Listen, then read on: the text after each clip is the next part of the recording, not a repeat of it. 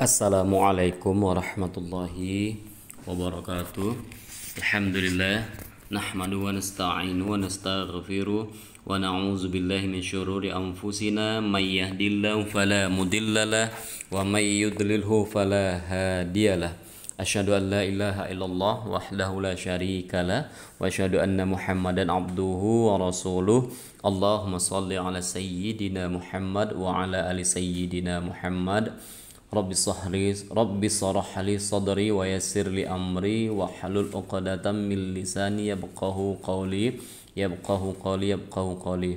Pertama-tama bersyukurlah kita kepada Allah Subhanahu wa taala. Setiap keadaan kondisi apapun senantiasalah kita membiasakan lidah kita ya untuk bertahmid kepada Allah, bahwa apa yang kita terima hari ini sampai hari ini tak pernah berhenti Allah mencucurkan rahmat dan kasih sayangnya.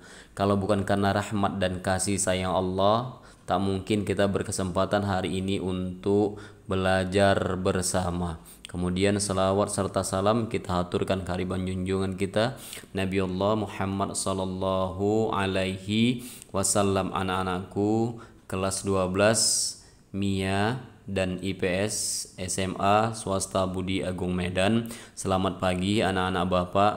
Semoga kita sehat selalu dan kesehatan yang Allah berikan ini mendekatkan diri kita kepada Allah. Anak-anakku, sadarlah kalian bahwa kalian saat ini sudah berada di penghujung waktu.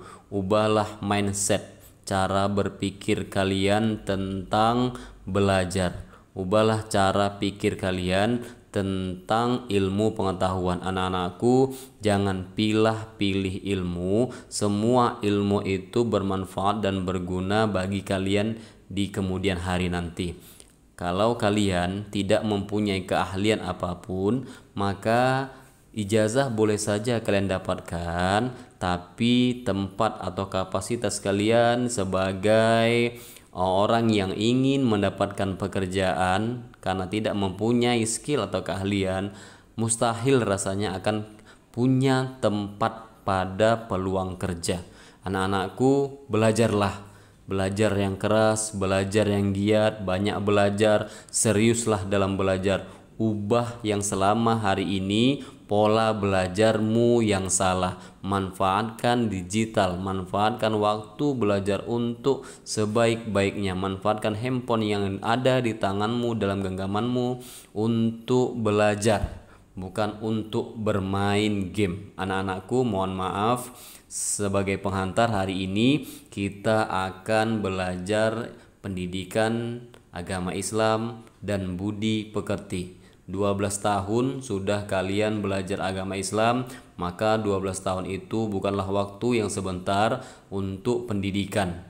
Barangkali sudah terpatrilah, sudah terintegrasilah dalam diri kita bahwa kita tuh adalah orang yang beragama. Jika 12 tahun ini waktu yang tak sebentar bagi kalian tak tercermin perilaku beragama, maka berarti pembelajaran agama dari SD kelas 1 sampai SMA kelas 12 ini akan menjadi sia-sia.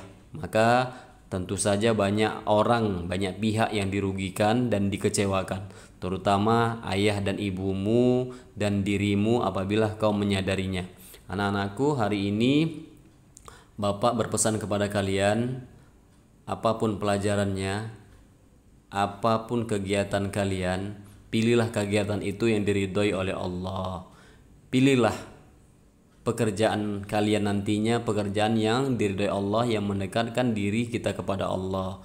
Anak-anakku, jangan lupa ada ibadah sebagai penunjang duniawi kita, juga penunjang untuk ukhrawi kita, sebab amalan itu adalah amalan yang mula-mula dihisab. Tahukah kalian, awwalu ma yuhasabu bil abdu yaumil qiyamah as-shalah. Amalan yang pertama-tama dihisab pada hari kiamat nanti adalah tentang sholat kita. Mari perbaiki sholat kalian. Apabila kalian sudah memperbaiki sholat kalian, insya Allah Allah akan memperbaiki pula rezeki dan jalan hidup kita masing-masing.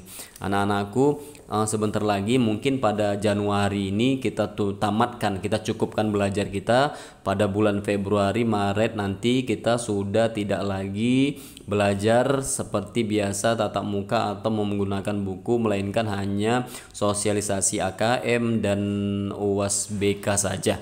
Anak-anakku, hari ini materi yang akan bawa sampaikan ini tentang mawaris. Di buku kalian itu judulnya Meraih Berkah dengan Mawaris. Apakah itu mawaris? Mawaris atau disebut dengan faraid. Apa pengertiannya? Harta peninggalan yang diwarisi oleh para ahli warisnya. Ya. Berarti secara tak langsung adanya ilmu faraid ini, orang tua tuh harus atau ada kewajiban meninggalkan hartanya, ya. Sebab apa? Kadal fakru ayyakunal kufra, hampirlah kefakiran itu menyebabkan kekafiran, ya. Wal yakhshal ladzina law taraku min khalfihim dzurriatan di'afan khaufu alaihim, takutlah kamu meninggalkan generasi-generasi di belakang kamu itu lemah keadaan mereka. Dalam keartian apa? Mungkin lemah dalam ilmu, lemah dalam iman, lemah dalam ekonomi. Maka berupaya, bekerja keras, bersinergi antara amal dan perbuatan mungkin akan meraih harta yang diridhoi oleh Allah. Dan harta yang ditinggalkan oleh orang tua kita itu, itulah yang disebut dengan harta warisan. Nah, atau faraid itu adalah bagian-bagian yang telah ditetapkan oleh syariat Islam. Apa dasar hukumnya? Dasar hukumnya yang pertama sumbernya tentu saja dari Al-Quran di dalam surah An-Nisa ayat 7. Kata Allah, lirrijali nasibum mimma tarakal walidani wal aqrabun walin nisa'i nasibum mimma tarakal walidani wal aqrabun mimma qalla minhu au kusar nasibam mafruḍah. Bagi laki-laki itu ada bagian dari yang ditinggalkan oleh kedua orang tuanya dan kerabatnya. Begitu juga perempuan, ada bagian yang ditinggalkan oleh kedua orang tuanya dan kerabatnya. Sedikitkah ia atau banyakkah ia, bahagian-bahagian itu telah ditentukan. Berbeda tentunya faraid ini dengan zaman sebelum lahirnya Islam, atau disebut dengan zaman jahiliyah. Ketika itu, zaman jahiliyah itu perempuan sama sekali tidak ada haknya dalam harta warisan. Malahan perempuan itu menjadi harta yang diwariskan. Nauzubillah, ya. Jadi lahirnya Nabi Muhammad ini adalah mengangkat harkat, martabat dan derajat perempuan. Landasan yang kedua, kata Rasulullah, an Abi Hurairah radhiyallahu anhu qala Rasulullah sallallahu alaihi wasallam, ya Abu Hurairah, ta'allamul faraidah wa 'allimuha fa innahu nisful ilma wa huwa yunsa wa huwa awwalus syai' yunza'u min ummati. Dari Abi Hurairah radhiyallahu anhu qala berkata Rasulullah sallallahu alaihi wasallam, wahai Abi Hurairah, pelajari kamulah ilmu faraid, ya. Pelajari kamulah ilmu faraid dan ajarkan ilmu faraid itu. Maka sesungguhnya ilmu faraid itu adalah setengah dari ilmu yang dia sering dilupakan, dan dia adalah mula-mula ilmu yang tercabut dari umatku, kata Nabi. Nah, ini terlihat sekali sekarang banyak sengketa, ya, antara kakak dengan adik, anak dengan ibu, sengketa. Apa yang disengketakannya? Masalah warisan. Maka persengketaan itu siapakah yang menjawabnya? Yang menjawabnya ilmu faraid. Banyak orang tak bersengketa. Kenapa? Karena dia rasa syariat Islam atau Al-Quran itu tak adil untuknya. Nauzubillah, ya. Nah, apakah pengertian ilmu mawaris itu? Adalah ilmu untuk mengetahui orang yang berhak menerima pusaka, orang yang tidak menerima pusaka, kadar yang diterima oleh tiap-tiap ahli waris, dan cara pembagiannya. Itu pengertiannya. Warisan adalah harta yang ditinggal mati oleh seseorang yang meninggal dunia yang menjadi hak bagi ahli warisnya. Umpamanya ayah mewariskan 2 unit rumah kepada anaknya, maka 2 unit rumah itu menjadilah harta warisan. Nah, apa tujuannya ilmu waris ini? Pertama, agar dapat melaksanakan pembagian harta warisan kepada ahli waris yang berhak menerima sesuai dengan ketentuan syariat. Yang kedua, agar secara jelas, ya, agar diketahui secara jelas siapa yang berhak menerima warisan, berapa bagian masing-masing, dan siapa yang tidak berhak. Nah, yang ketiga, menentukan pembagian harta warisan secara adil dan benar sehingga tidak terjadi perselisihan disebabkan harta pusaka. Nah, apa yang harus diselesaikan sebelum pembagian harta warisan? Nah, bolehkah harta warisan dibagikan begitu saja tanpa memperhatikan apa prosedurnya, ya? Nah, prosedurnya apa? Lihat kemari. Yang harus diperhatikan, yang harus diselesaikan sebelum harta warisan itu dibagikan. Yang pertama apa? Biaya pengurusan jenazah. Misal seorang ayah punya anak 5, ya. Anaknya yang 5 ini satu pun tak mau peduli kepada ayahnya, sehingga pengurusan jenazahnya ini mengutang kepada tetangganya.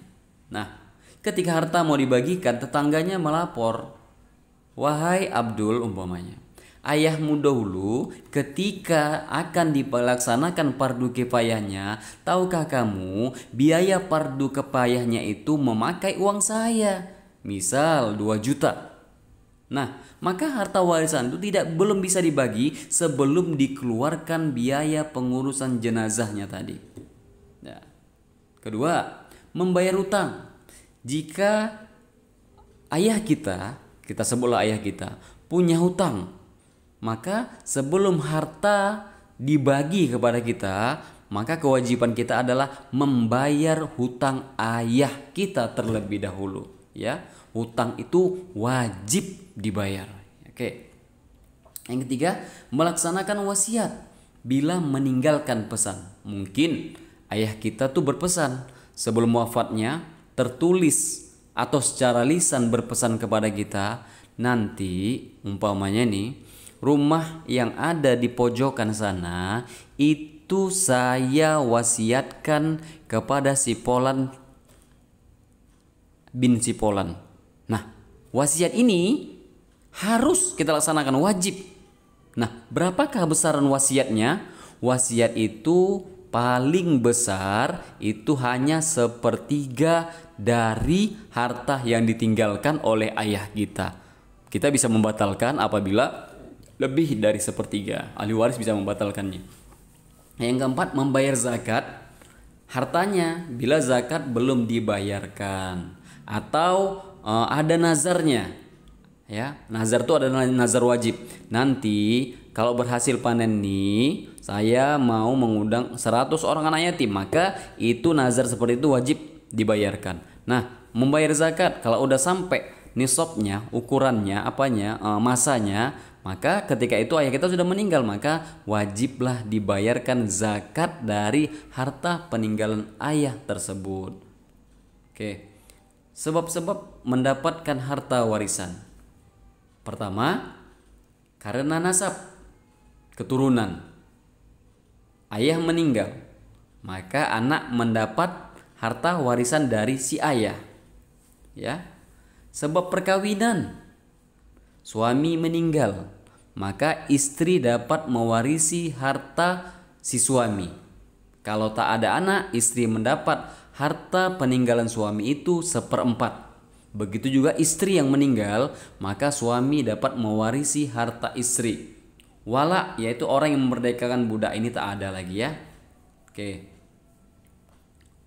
Ahli waris, ada 15 ahli waris, yaitu siapa-siapa dia, dari pihak laki-laki, anak laki-laki, cucu laki-laki dari anak laki-laki, bapak, kakek dari pihak bapak, saudara laki-laki sekandung, saudara laki-laki sebapak, saudara laki-laki seibu, anak laki-laki dari saudara laki-laki sekandung, anak laki-laki dari saudara laki-laki sebapak, paman sekandung sebapak, paman sebapak dengan bapak, anak laki-laki paman sekandung dari bapak, anak laki-laki paman sebapak, suami, ya laki-laki yang memerdekakan. Ini dari laki-laki. Yang perempuan siapa? Nah, bila ahli waris ada semuanya, maka yang mendapat warisan itu hanya 3. Siapa dia? Anak laki-laki, bapak, suami. Ini yang dapat. Sedangkan kakek dapat. Kalau berkumpul semuanya tak dapat. Kenapa tak dapat? Terhijab dia. Terhijab oleh siapa? Oleh anak laki-laki. Ya. Yang perempuan ada berapa? Yang perempuan ada 10 anak perempuan, cucu perempuan dari anak laki-laki, ibu, nenek dari ibu, nenek dari ayah, saudari perempuan sekandung, saudari perempuan sebapak, saudari perempuan seibu, dan perempuan yang dimerdekakan. Nah, ini untuk part 1 ya. Bila ada semuanya, maka yang berhak mendapatkan harta itu ada 5 orang, anak perempuan, istri, ibu, cucu perempuan dari anak laki-laki, saudara perempuan.